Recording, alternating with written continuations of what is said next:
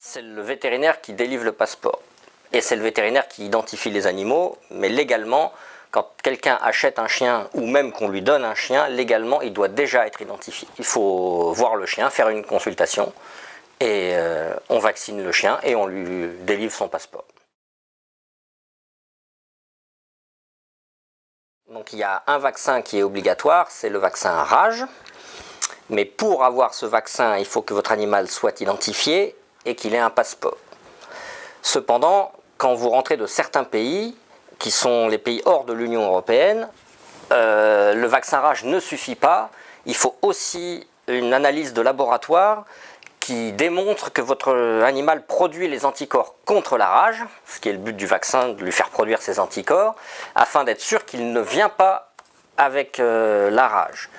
Et donc, si vous avez l'habitude de voyager régulièrement, en particulier en France, on voit beaucoup de gens qui vont régulièrement en Algérie, au Maroc ou en Tunisie, il faut faire cette prise de sang une bonne fois pour toutes, et elle est valable toute la vie du chien, à condition de respecter les protocoles vaccinaux, à savoir de faire le rappel de vaccin tous les ans, de rage.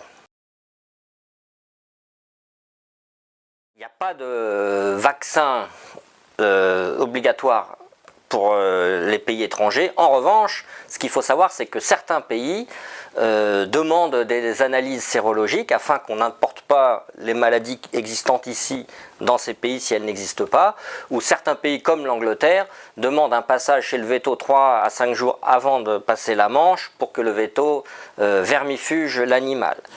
Et en ce qui concerne les analyses sérologiques, à titre d'exemple, personnellement, j'ai fait partir un chien en Australie, on s'y est pris 1 an à l'avance. Donc il faut que les gens se renseignent par eux-mêmes, qu'ils aillent sur les sites des pays en question ou de l'ambassade, ou qu'ils appellent l'ambassade et que l'ambassade leur donne les protocoles à suivre et qu'ils ne fassent pas ça au dernier moment parce que parfois il faut s'y prendre un petit peu à l'avance. Mais il n'y a rien d'obligatoire à la base. Il n'y a pas une liste de vaccins pour partir à l'étranger. C'est chaque pays décide de ce qu'il veut pour importer des animaux.